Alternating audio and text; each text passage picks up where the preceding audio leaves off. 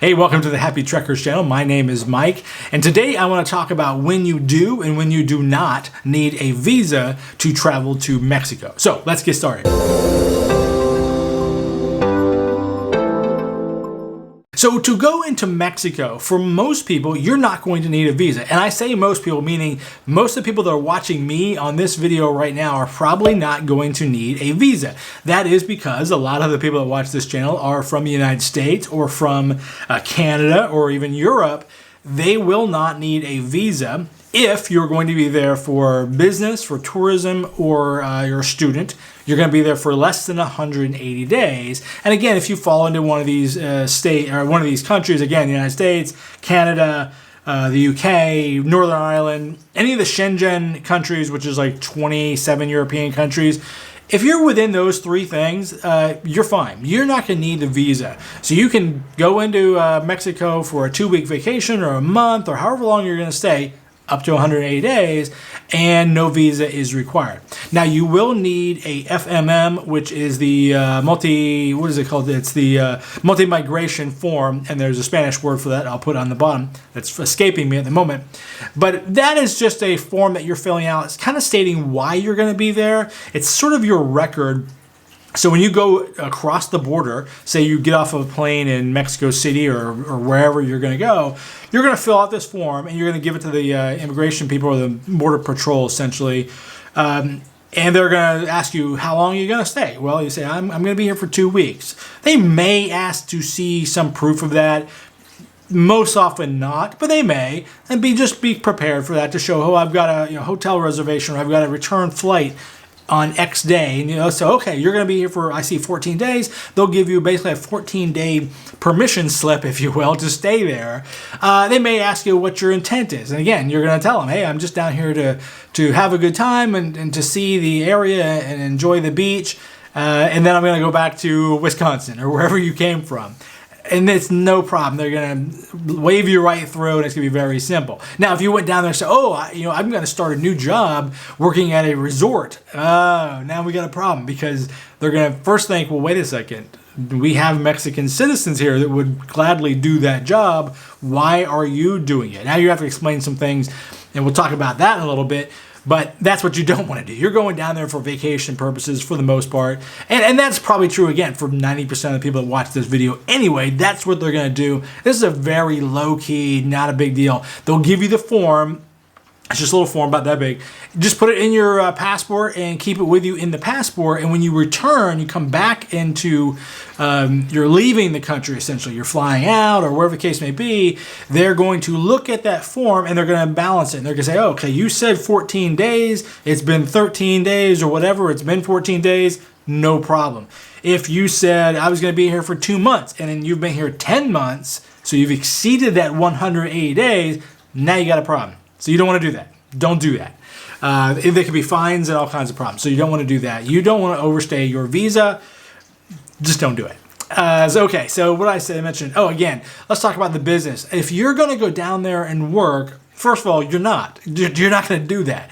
You may go down and work for your American company, say a division of your American company. The company I work for, the company my wife works for, both of us work for international companies that have offices all over the world. If I wanted to go down to our office, which we have one in Mexico City specifically, if I wanted to go down there and work with my colleagues down there, I could do that. I'm being paid by the American side of my company. I am not stealing a job. I am not keeping someone down there from working. I would probably still not want to get into the conversation, but nonetheless, you see what I'm not doing. I'm not going down there applying for a job at my Mexican office that a local could apply for. So again, a little bit of something to keep in mind, but for most people watching that, it is not going to come up. But if you're a young person, you say, well, I'm going to take off a semester between college and go down there and I'll work at a restaurant. No, that's not going to happen. Don't do that. You're just not going to get permission to do that.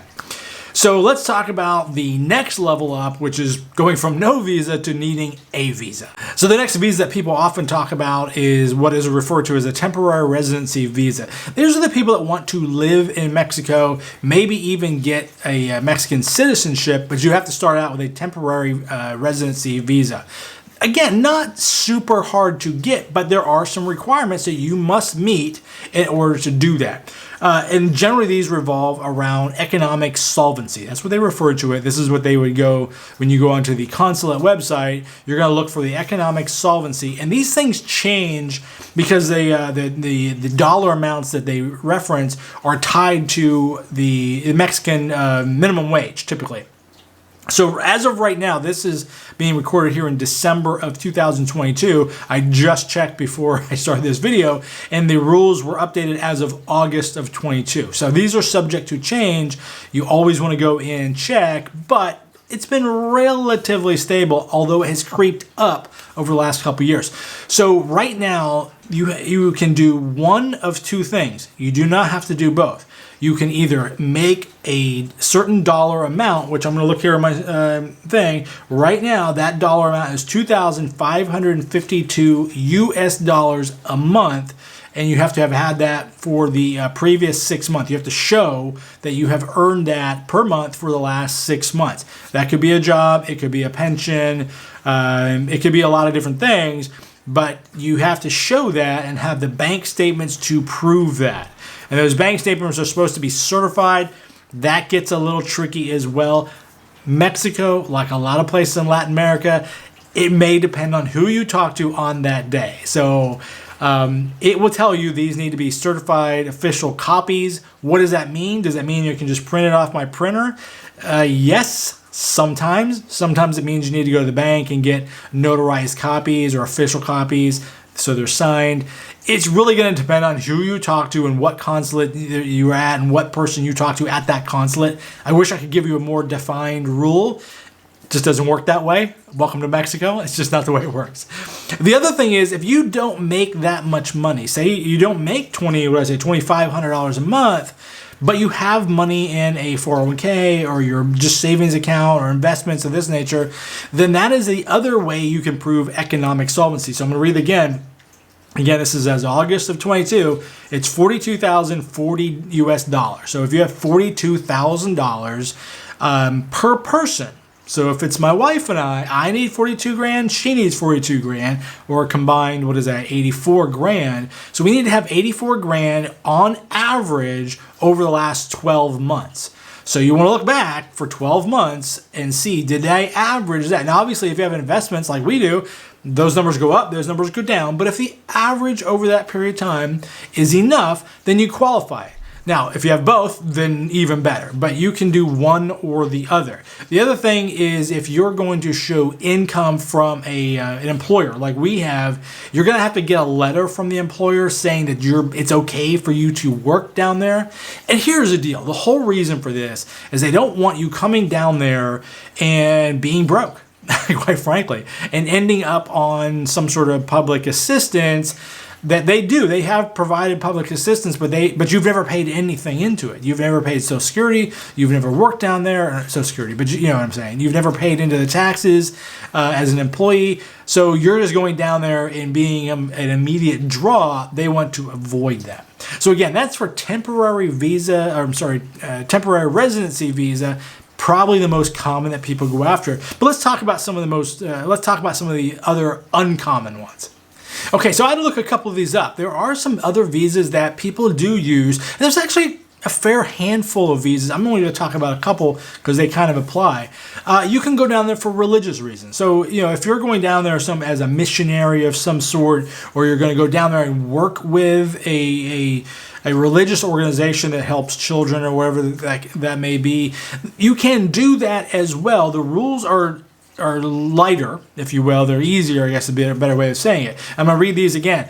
Now, the solvency issue is similar but different. It's $42,000 for investment or savings. So that's not any different than the temporary residency.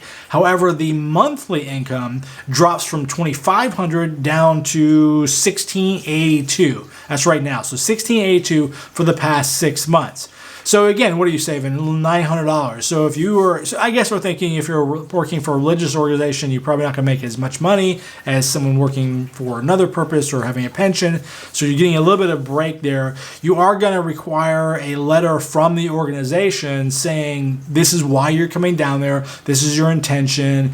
This is how long they expect you to stay. And they also are going to have to vouch for you and say basically that they will support you.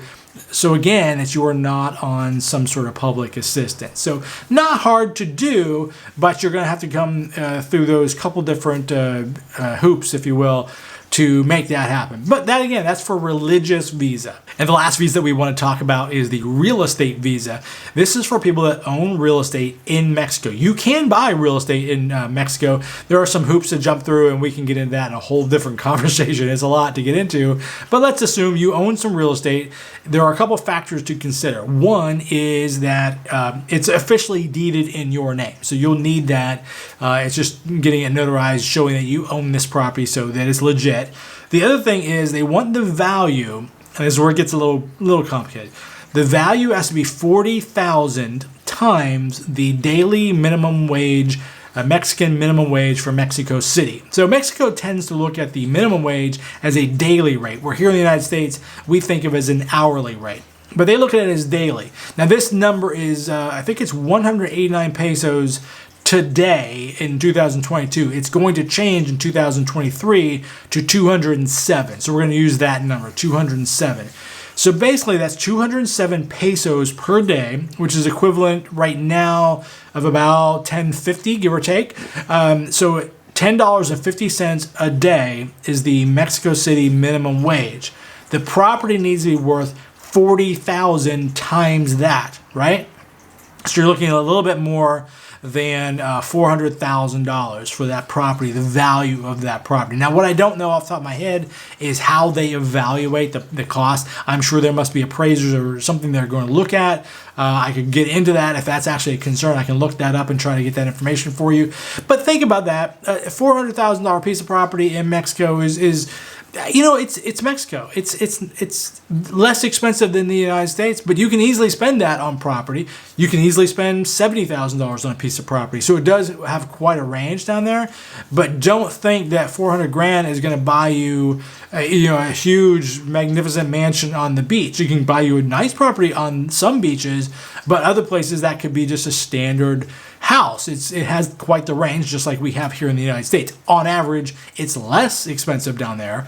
But again, 400 grand is still 400 grand. So if you have 400 grand and you want to sort of burn a hole in your pocket, you want to go down there and buy some property and buy an existing house or build a house, knock yourself out. That is a good way to get a visa. Again, has to maintain that 40,000, and I say maintain. Has to be 40,000 at the time of the application. It doesn't have to maintain that. If prices go down, you've already got the visa. So hopefully those help you. If you want more information about Mexico in general, check out our Mexico playlist here. Or if you want more information about other visas, I have a playlist right here that I'm going to add more and more countries for Mexico, for Thailand, for New Zealand, you name it. I'm going to try to put in different countries, Ecuador, Belize. If any of those sound interesting to you, make sure you check out those playlists. And in the meantime, until we talk again, keep on trekking.